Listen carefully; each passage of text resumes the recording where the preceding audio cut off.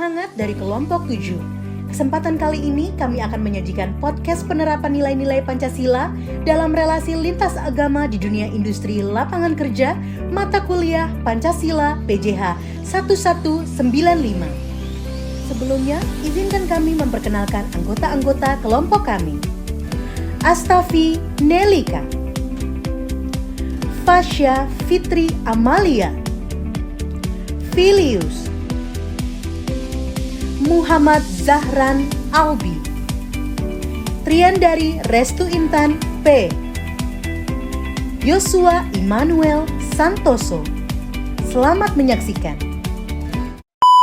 Kalau dari sisi aku sih banyak perusahaan yang masih kaku ya. Kita ini kan datang dari latar belakang yang berbeda-beda seperti agama, suku. Kalau ada benturan jadwal atau kebutuhan, manajemen dan karyawan harusnya duduk bareng, ngobrol, sharing dan Perusahaan seharusnya memberikan fleksibilitas dan mengakomodasi sih kebutuhan beribadah.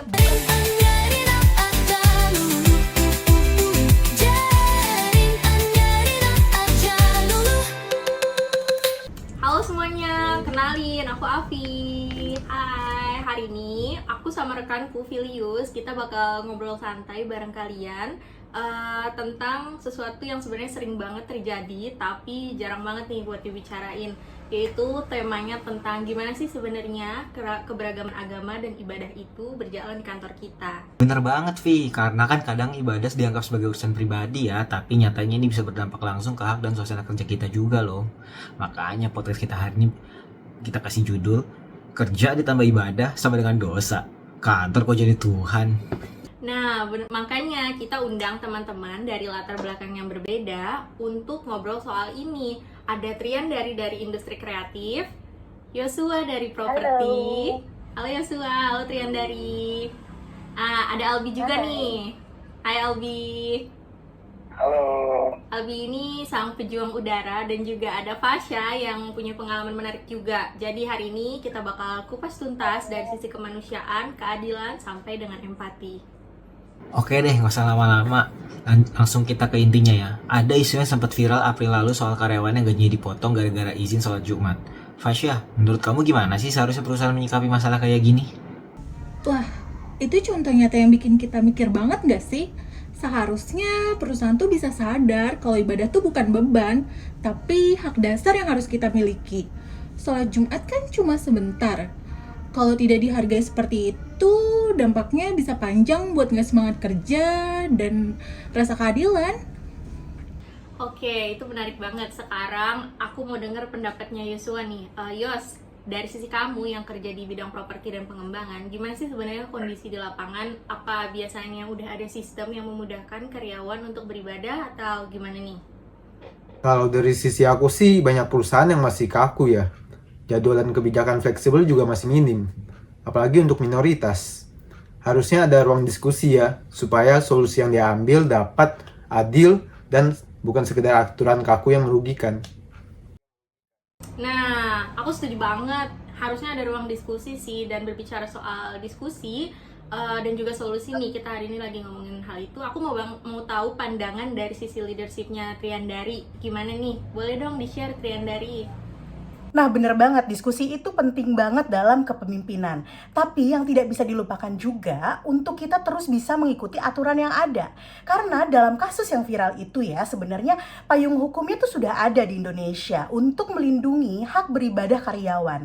Misalnya Undang-Undang Nomor 13 Tahun 2003 tentang Ketenagakerjaan menyebutkan bahwa pekerja berhak mendapatkan waktu untuk menjalankan ibadah sesuai agama dan kepercayaan mereka. Selain itu, dalam Peraturan Menteri Tenaga Kerja Nomor 6 Tahun 2016 ada juga aturan mengenai jam kerja, istirahat, termaksud waktu untuk ibadah. Jadi kalau buat aku pribadi ya, kalau ada perusahaan yang memotong gaji karyawan hanya karena izin sholat Jumat atau ibadah lain, itu jelas bertentangan banget sama aturan yang ada. Perusahaan seharusnya memberikan fleksibilitas dan mengakomodasi sih kebutuhan beribadah, bukan malah menjatuhkan sanksi finansial sih, menurut aku gitu. Wah, berarti perusahaan bisa kena masalah hukum dong kalau tidak menghargai hak ini ya? Iya, benar banget. Dan ini penting banget supaya budaya kerja kita jadi lebih manusiawi dan adil. Jadi intinya yang dipertaruhkan itu bukan cuma hak ibadah ya, tapi juga rasa keadilan dan penghormatan di lingkungan kerja kita. Oke, itu menarik banget sih. Sekarang aku mau tanya ke Albi nih. Albi, gimana kamu melihat sila pertama dan keempat Pancasila jadi solusi nyata dalam situasi ini? Sila pertama, ketuhanan yang Maha Esa menegaskan bahwa semua agama harus diakui dan dihormati. Jadi kantor wajib menyediakan ruang dan waktu yang layak buat beribadah, termasuk berdoa, meditasi, atau ritual lain. Sementara sila keempat yaitu soal musyawarah dan mufakat. Kalau ada benturan jadwal atau kebutuhan, manajemen dan karyawan harusnya duduk bareng, ngobrol, sharing, dan cari solusi terbaik yang win-win solution. Jangan langsung malah dikasih sanksi sepihak aja.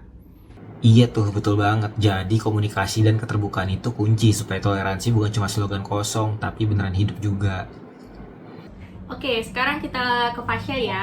Fasya, dari cerita yang viral tentang sholat Jumat dan dari pengalaman lainnya juga, menurut kamu gimana sih hubungan antara toleransi di tempat kerja dengan sila ketiga yaitu Persatuan Indonesia? Kalau buat aku sih ya, sila ketiga itu bukan cuma soal bangsa atau politik besar ya, tapi juga berlaku di skala kecil kayak kantor.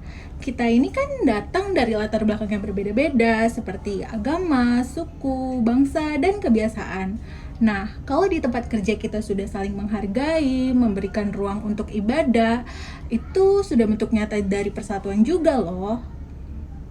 Ya, aku setuju dengan Fasya bahwa persatuan itu nggak lahir dari keseragaman, tapi dari kemampuan kita buat berjalan bersama-sama dalam perbedaan. Makanya penting banget buat kita mulai melihat kehidupan kerja itu bukan cuma soal transaksional aja. Kalau bisa, kita juga membangun hubungan yang lebih manusiawi di tempat kerja. Kita juga lebih mudah berkomunikasi dan menghargai perbedaan yang ada. Kantor harusnya jadi tempat yang merayakan keberagaman, bukan malah membuat jarak karena agama atau keyakinan. Benar, dan justru lewat kerja tim yang harmonis, menurutku produktivitas jadi meningkat sih. Dan jadi kemungkinan tidak adanya idealisme itu juga ngebuat realita kerja jadi lebih baik. Kalau suasananya bersatu, semuanya lebih semangat dan saling mendukung seharusnya. Oke, Triandari, aku mau tanya lagi nih. Di luar dari leadership di pekerjaan yang aku tahu kamu juga ada kegiatan lain di gereja ya. Nah, gimana tuh cara ngatur waktunya? Boleh gak share gimana pengalaman kamu memaknai sila kedua, yaitu kemanusiaan yang adil dan beradab? Puji Tuhannya, aku memang untuk di bidang pekerjaanku di dunia kreatif, aku tuh boleh memilih hari liburku itu dijatuh di hari apa, dan aku memilih di hari Minggu karena aku ada ibadah di hari Minggu dan hal lainnya gitu. Jadi tapi di luar daripada itu, aku harus juga mendahulukan tanggung jawabku dalam mengatur waktu sehingga ibadah dan pekerjaan itu bisa berjalan bersama dan seimbang. Buat aku pribadi, adil dan beradab itu berarti setiap orang dihargai kebebasannya tanpa ada yang dirugikan atau dipaksa sih. Kita juga harus aktif menjaga suasana saling menghormati, bukan cuma diam gitu. Jadi sebagai pemimpin, aku bisa pastikan tim aku punya ruang untuk beribadah dan juga bisa kerja dengan produktif. Karena saat kehidupan, keimanan kita berjalan dengan baik, pasti kita akan melakukan segala sesuatunya juga lebih baik gak sih gitu kan. Jadi bukan cuma soal izin atau diskusi aja, tapi tentang menciptakan iklim kerja yang manusiawi gitu. Wah, berarti keadilan bukan cuma sekedar aturan ya, tapi juga budaya kerja yang menghargai tiap individunya. Oke, sekarang kita masuk ke sila kelima ya, yaitu tentang keadilan sosial bagi seluruh rakyat Indonesia. Menurut kalian nih, apa sih implementasi nyata dari sila ini dalam konteks keberagaman dan ibadah di kantor? Kalau paling nyata sih ya, jangan ada diskriminasi, terutama soal gaji. Kalau karyawan yang menjalankan ibadah jangan sampai dipotong gajinya, apalagi diberi perlakuan yang berbeda. Betul, semua orang harus diperlakukan setara, nggak boleh ada standar ganda, termasuk akses ke fasilitas ibadah, jadwal, dan kesempatan berkembang. Keadilan sosial itu juga soal kebijakan yang inklusif. Kantor harus jadi tempat di mana keberagaman tuh dapat dihargai, bukan cuma ditoleransi. Jadi bukan cuma formalitas, tapi aksi yang nyata. Oke guys, kita udah kupas tuntas gimana Pancasila bukan cuma sekedar dokumen, tapi bisa jadi pedoman hidup dan kerja yang nyata loh. Dan yang paling penting, sila kedua itu bukan soal belas kasihan, tapi martabat manusia. Setiap orang berhak dihormati dengan iman dan ibadahnya. Menurutku, keimanan dan kebangsaan itu bukan dua hal yang bertabrakan. Justru kalau kita mengerti makna Pancasila, kita bisa lihat bagaimana nilai-nilai keagamaan dan nilai-nilai kebangsaan saling menguatkan. Kita bisa jadi religius tanpa harus menyingkirkan toleransi. Benar banget, setuju banget. Karena dengan memiliki keimanan yang benar dan pengertian atas sila pertama tuh, ketuhanan yang Maha Esa, kita tuh bisa menjalankan kehidupan yang berkemanusiaan yang adil dan beradab, dan kita pasti dapat mengimplementasikan iman menjadi fondasi kerja yang kuat juga. Karena aku percaya, ketuhanan yang Maha Esa itu adalah sebuah cara untuk kita dapat menggambarkan kasih Tuhan dalam kehidupan kita, yaitu salah satunya untuk bisa adil dan juga bisa pasti memberikan ruang ibadah dan menghargai sesama dan memberikan keadilan untuk dapat memanusiakan manusia. Last but not least, aku percaya saat kita memegang teguh keimanan dan nilai Pancasila dalam kehidupan kita, maka kita juga seharusnya bisa untuk menjadi pribadi yang saling menghargai. Karena agama menuntut kita untuk saling mengasihi dan berbuat kebenaran. Sedangkan Pancasila sebagai dasar negara mengajarkan kita untuk menghargai perbedaan dengan tidak melupakan Tuhan dan kepercayaan kita. Karena negara kita adalah Bhinneka Tunggal Ika. Makasih banyak buat teman-teman narasumber dan kalian yang udah dengerin podcast kita kali ini ya. Semoga obrolan ini jadi inspirasi dan refleksi buat kita semua. Oke, sampai ketemu di episode berikutnya ya semua. Tetap kerja dengan hati dan hidupkan nilai-nilai yang kita percaya. Tetap mengutamakan Tuhan dan semuanya akan mengikuti. Terima kasih. Bye-bye. Semangat yo, semangat.